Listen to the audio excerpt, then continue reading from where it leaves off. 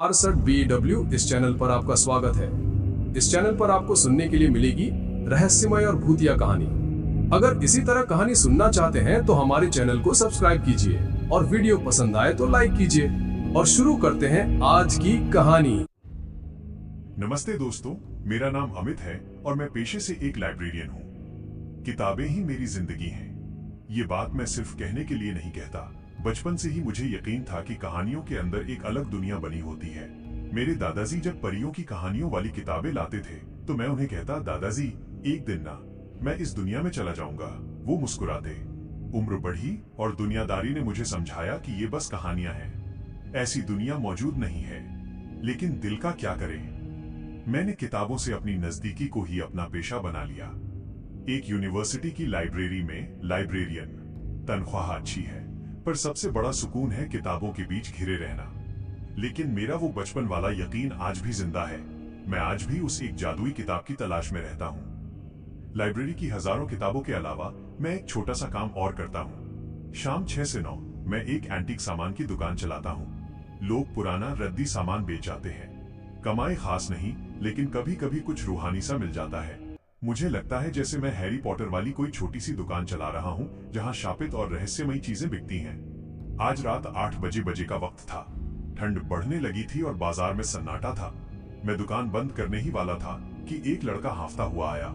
उसके हाथ में एक पुराना नक्काशीदार लकड़ी का बक्सा था। क्या ये बेचना है? मैंने पूछा। उसने बक्सा मेरे टेबल पर पटकते हुए कहा, बक्सा नहीं, इसके अंदर का सामान। ये मेरे दादाजी का था। उन्होंने मरते हुए कहा था कि इस बक्से को जला देना। तो जलाया क्यों नहीं? अरे साहब, बक्सा इतना खूबसूरत है, इसे रेनोवेट कराऊंगा। मुझे बस इसके अंदर का कबाड़ बेचना है। जैसे ही उसने बक्सा खोला, एक अजीब सी सीलन और पुरानी धूप बत्ती जैसी मिली जुली बदबू का भभका मेरे चेहरे पर लगा। अंदर चमड़े की जिल्द वाली कुछ पुरानी किताबें थी। ये वो किताबें हैं जो मेरे दादाजी कभी पढ़ने नहीं देते थे, लड़के ने कहा। कहते थे शापित हैं, छुएगा मत साहब। वो हिचकिचाया। दादाजी कहते थे जो इन्हें हाथ लगाता है उसका दिमाग फिर जाता है। आप किसी लकड़ी से उठाकर तौल लो। मैं उसकी बातें सुनकर हंस पड़ा। शापित? 20वीं सदी में? मैंने उसे कहा, कोई बात नहीं, मैं देख लूंगा। मैंने बेपरवाही से किताबों को हाथ लगाया। वो लड़का ऐसे पीछे हटा जैसे मैंने बिजली के नंगे तार छू लिए हो। मैंने उसे सस्ते में खरीद लिया। वो तो जैसे उनसे पीछा छुड़ाकर भागा। मैं किताबें लेकर घर आ गया। 3 किताबें तो पुरानी गणित और बेकार से नॉवेल थे, लेकिन चौथी वो अलग थी। उसकी जिल्द पर कोई नाम नहीं था, बस अजीब से निशान खुदे हुए थे। मैंने उसे खोला। सब कुछ संस्कृत में लिखा था जिसे मैं पढ़ नहीं सकता था। बस एक शब्द जो शायद शीर्षक था मेरी समझ में आया। वो बड़ा बड़ा लिखा था, अप्सरा। मुझे लगा किसी ने मुझे बेवकूफ बनाया है। ये मेरे किस काम की? लेकिन फिर भी एक लाइब्रेरियन की जिज्ञासा। मैंने किताब को अपने सिरहाने टेबल पर रख दिया और सो गया। रात को मुझे फुसफुसाने की आवाजें सुनाई दी। मैं घबराकर उठ बैठा। लगा घर के बाहर कोई चोर है। दरवाजा खोलकर बाहर झांका, टॉर्च मारी, कोई नहीं था। मेरा पड़ोसी अपनी छत पर टहल रहा था। क्या हुआ अमित भाई, सब ठीक है? उसने आवाज दी। हाँ, बस लगा कोई फुसफुसा रहा है, मैंने कहा। अरे नहीं, यहां कोई नहीं है, तुम भी सो जाओ, वह बोला। मैं वापस आकर लेट गया। खिड़की दरवाजे सब अच्छे से बंद कर लिए। कुछ देर बाद फिर से वही फुसफुसाहट। इस बार आवाज बहुत करीब थी। ऐसा लगा जैसे कोई मेरे कान के पास आकर कुछ बोल रहा हो। मैं डर गया। रात भर सो नहीं पाया। अगले दिन मैं वो अप्सरा वाली किताब लाइब्रेरी ले गया। सोचा किसी संस्कृत के प्रोफेसर को दिखाकर इसका रहस्य जानूंगा। मैंने किताबों को शेल्फ पर रखा, उनकी एंट्री नहीं की थी और अपने काम में लग गया। दोपहर का वक्त था, लंच टाइम। लाइब्रेरी पूरी तरह खाली थी। मैं अपनी कुर्सी पर ऊँघ रहा था, तभी मुझे वही फुसफुसाहट सुनाई दी। मैं चौंक गया। यहाँ कौन हो सकता है? मैं आवाज की तरफ गया। कोई नहीं था। मैं वापस कुर्सी पर आया और आवाज फिर से आई। इस बार मैं समझ गया। आवाज उसी शेल्फ से आ रही थी जहां मैंने वो किताबें रखी थीं। मैं धीरे धीरे वहां गया और जो मैंने देखा उससे मेरे रोंगटे खड़े हो गए। वो अप्सरा वाली किताब अपने आप शेल्फ से गिरी जैसे किसी ने उसे धक्का दिया हो। मैं डर गया था, लेकिन मेरी रूहानी दुनिया की चाहत मेरे डर पर हावी हो गई। मैंने कांपते हाथों से किताब उठाई। मुझे महसूस हुआ वो फुसफुसाहट किताब के अंदर से आ रही थी। उस रात मैं किताब घर ले आया। मैं जानना चाहता था कि ये क्या है। मैं थका हुआ था। मैंने किताब को टेबल पर रखा और लेट गया। कब नींद आ गई पता नहीं चला। मैंने एक सपना देखा। मैं हरी घास पर चल रहा था। सामने एक पत्थर पर सफेद कपड़ों में एक लड़की बैठी थी। उसकी पीठ मेरी तरफ थी। उसके बाल हवा में ऐसे लहरा रहे थे जैसे वहां गुरुत्वाकर्षण ग्रेविटी हो ही नहीं। मैं उसकी तरफ बढ़ा। अमित, ये तुम हो ना? जैसे ही उसने मेरा नाम लिया, वो खूबसूरत सपना एक भयानक सपने में बदल गया। जमीन कांपने लगी, आसमान लाल हो गया। मैं घबरा गया। अचानक मेरी नींद खुली। मैं पसीने से तरबतर था। और वो किताब जो मैंने टेबल पर रखी थी, अब मेरी छाती पर पड़ी थी। वो खुद ब खुद वहां आई थी। अब मैं वाकई डर गया था। लेकिन मेरे अंदर का वो बच्चा जो फंतासी में यकीन करता था, वो जाग चुका था। मैंने हिम्मत जुटाई। मैंने किताब को वापस अपनी छाती पर रखा और आंखें बंद कर ली। कुछ नहीं हुआ। मैं उत्सुकता में सो ही नहीं पा रहा था। तभी वही फुसफुसाहट, इस बार बिल्कुल साफ, मेरे कान के पास, किताब के अंदर से। मैं वैसे ही लेटा रहा। कब आंख लग गई पता नहीं चला। और मैं फिर से उसी जगह पर था। वही घास, वही पत्थर, वही लड़की। इस बार सपना भयानक नहीं हुआ। उसने मेरी तरफ मुड़कर देखा। वो बेहद खूबसूरत थी, लेकिन उसकी आंखों में एक अजीब सी कैद की उदासी थी। अमित, उसने कहा, चले जाओ, ये जगह तुम्हारे लिए नहीं है। इतना कहते ही एक झटके से मेरी नींद खुल गई। किताब फिर से टेबल पर पड़ी थी। उसने मुझे सपने से बाहर फेंक दिया था। अगले दिन मैं वो किताब लेकर सीधा संस्कृत के प्रोफेसर के पास गया। मैंने उन्हें सपने या फुसफुसाहट के बारे में कुछ नहीं बताया।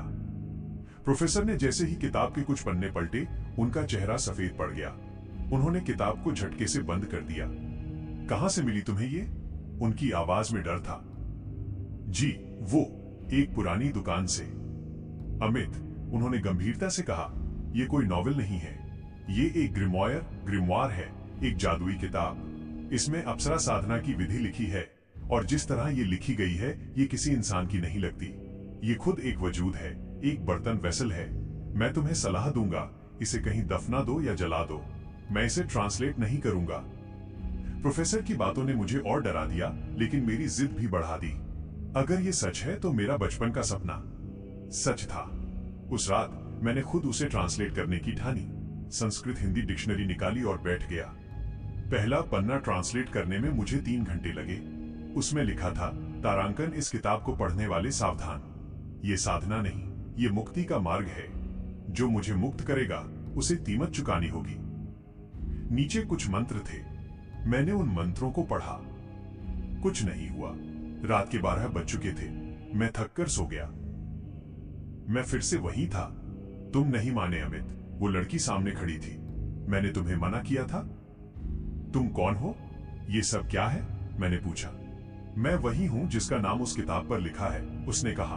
मैं अप्सरा हूं, या यूं कहो, मैं वो हूं जो अप्सरा साधना करते हुए एक गलती कर बैठी और इस किताब में, इस सपनों की दुनिया में हमेशा के लिए कैद हो गई।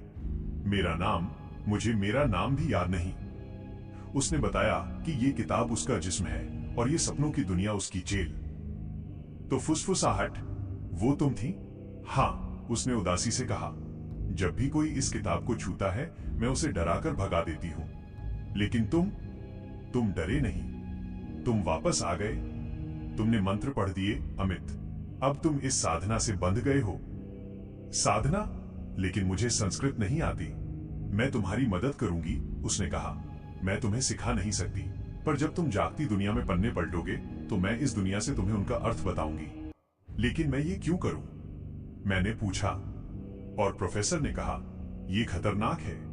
खतरनाक है, उसने स्वीकार किया। बहुत खतरनाक। अगर साधना के दौरान तुम डरे या तुमने कोई गलती की, तो तुम्हारा दिमाग इस सपनों की दुनिया में हमेशा के लिए भटक जाएगा।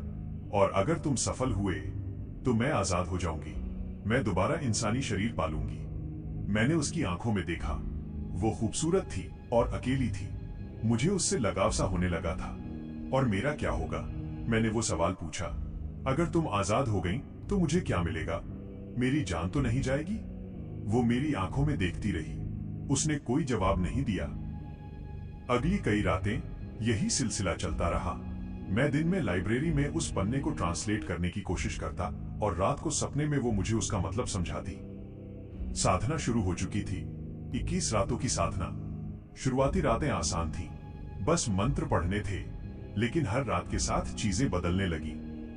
5वीं रात मुझे महसूस हुआ जैसे मेरे कमरे की दीवारें पिघल रही हैं। मुझे परछाइयां दिखने लगी जो मेरी तरफ बढ़ रही थीं।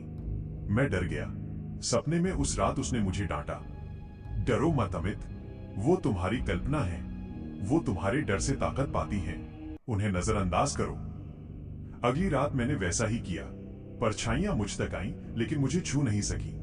10वीं रात मुझे लगा जैसे कोई मुझे बिस्तर से नीचे खींच रहा है। मैं चीख पड़ा। जब नींद खुली तो मेरे हाथ पर नाखूनों के गहरे निशान थे। ये सिर्फ सपना नहीं था, इसका असर असली दुनिया में हो रहा था। मैं इतना डर गया कि मैं एक तांत्रिक के पास भागा। मैंने उसे सब नहीं बताया, बस इतना कहा कि मुझे लगता है मुझ पर कोई साया है। तांत्रिक ने मुझे घूर कर देखा। उसने मेरी कलाई पकड़ी और फुसफुसाया, साया नहीं लड़के, तूने तो खुद मौत को दावत दी है। तू उस दुनिया की महक रहा है। अप्सरा, बहुत भारी चीज से खेल रहा है तू किसी चक्रव्यूह में फंस गया है। अब इसे बीच में नहीं छोड़ सकते। अगर छोड़ा तो वो तुझे पागल कर देगी। इसे पूरा कर, लेकिन याद रखना, हर मुक्ति की एक कीमत होती है। तांत्रिक की बात ने मुझे फंसा दिया था। मैं पीछे नहीं हट सकता था। मैं सपने में उस अप्सरा पर बहुत गुस्सा हुआ। तुमने मुझे फंसा दिया, मेरे पास अब कोई रास्ता नहीं है। वो रोने लगी। मैं तुम्हें फंसाना नहीं चाहती थी अमित, लेकिन मैं अकेली थी सदियों से। तुम पहले इंसान हो जो यहां तक पहुंचा। प्लीज मेरी मदद करो, मैं तुम्हें कोई नुकसान नहीं होने दूंगी। मुझे उस पर तरस आ गया, और शायद प्यार भी। साधना की आखिरी रातें भयानक थीं। कमरा ऐसा बन जाता कि सपने और सच्चाई में फर्क मिट जाता। मुझे वो सपनों की दुनिया, वो घास के मैदान अपनी दीवारों के पार दिखने लगते थे। 21वीं रात, आखिरी मंत्र। मैंने मंत्र पढ़ना शुरू किया। कमरे में तूफान आ गया। किताबें शेल्फ से उड़ने लगी। मेरे सामने की दीवार शीशे की तरह पारदर्शी हो गई। दूसरी तरफ वो खड़ी थी। सपनों की दुनिया भी बिखर रही थी। अमित, वह चीखी। आखिरी हिस्सा, किताब को जलाना होगा। वही मेरा असली बंधन है। जल्दी करो। मैंने किताब उठाई। तभी जो परछाइयां मुझे पहले दिखी थीं, वे सब इकट्ठा होकर एक भयानक काले साये के रूप में मेरे सामने आ खड़ी हुई। वो इस जेल के पहरेदार थे। साये ने मुझ पर हमला किया। मैं पीछे गिरा। अमित, हिम्मत मत हारो, मुझ पर भरोसा करो, वो चिल्ला रही थी। तभी मेरे घर का दरवाजा टूटकर खुला। वो तांत्रिक अंदर आया। रुक जा लड़के, वो चीखा। किताब जलाई तो वो आजाद हो जाएगी, लेकिन कीमत, तू उसकी कीमत नहीं जानता। मैं जमीन पर गिरा हुआ था। एक तरफ वो साया मुझे मारने बढ़ रहा था, एक तरफ तांत्रिक मुझे रोक रहा था, और दीवार के पार वो मेरी मदद के लिए पुकार रही थी। अमित, प्लीज। उसकी आंखों में आंसू थे। मैंने फैसला कर लिया। मैं उठा, साये को धक्का दिया और किताब को सीधा कमरे में जल रही अंगीठी फायरप्लेस में फेंक दिया। जैसे ही किताब आग में गिरी, एक भयंकर चीख निकली। काला साया जलकर राख हो गया। वो अप्सरा दीवार के पार से मेरी दुनिया में खिंची चली आई। वो अब ठोस थी, इंसानी थी। वो मेरी तरफ बढ़ी। अमित, तांत्रिक चीखा। नहीं। किताब के जलते ही उसमें से एक तेज सफेद रोशनी का धमाका हुआ। वो रोशनी सीधी मेरी तरफ आई और मेरे सीने से टकराई। मैंने उस लड़की का खूबसूरत चेहरा देखा, उसका नाम, और फिर सब कुछ अंधेरा हो गया। जब मेरी आंख खुली, मैं लाइब्रेरी में अपनी डेस्क पर था। मेरा सिर फट रहा था। मुझे लगा जैसे मैं कई हफ्तों से सोया हूं। मुझे आखिरी बात बस इतनी याद थी कि मैं कल शाम किताबें तरतीब से लगा रहा था। मेरे मन में एक अजीब सा खालीपन था। मैंने शेल्फ की तरफ देखा। वहां एक किताब की जगह खाली थी। मुझे याद नहीं आ रहा था कि वहां क्या था, लेकिन उस खाली जगह को देखकर मुझे बेचैनी हो रही थी। मैं घर गया। एंटीक की दुकान। मुझे लगा जैसे मैं महीनों से वहां नहीं गया। मेरी जिंदगी वापस पटरी पर आ गई। लाइब्रेरियन अमित। लेकिन कुछ बदल गया था। मुझे अब फंतासी कहानियों में मजा नहीं आता था। वो सब बचकाना लगता था। वो आग, वो यकीन बुझ चुका था। मैंने दादाजी की वो परियों की कहानियों वाली किताबें भी रद्दी में बेच दी। कई महीने बीत गए। मैं लाइब्रेरी में बैठा बोरियत से किताबें स्टैम्प कर रहा था। एक्सक्यूज मी, एक आवाज आई। मैंने नजर उठाई। सामने एक लड़की खड़ी थी, खूबसूरत। उसकी आंखें जानी पहचानी सी लगी। जी, मैंने रूखेपन से कहा। मेरा नाम पूजा है, उसने कहा। मैं यहां नहीं हूं। तो मेंबरशिप कार्ड बनवा लीजिए, मैंने बिना उसकी तरफ देखे कहा। मैं ये किताब डोनेट करना चाहती थी।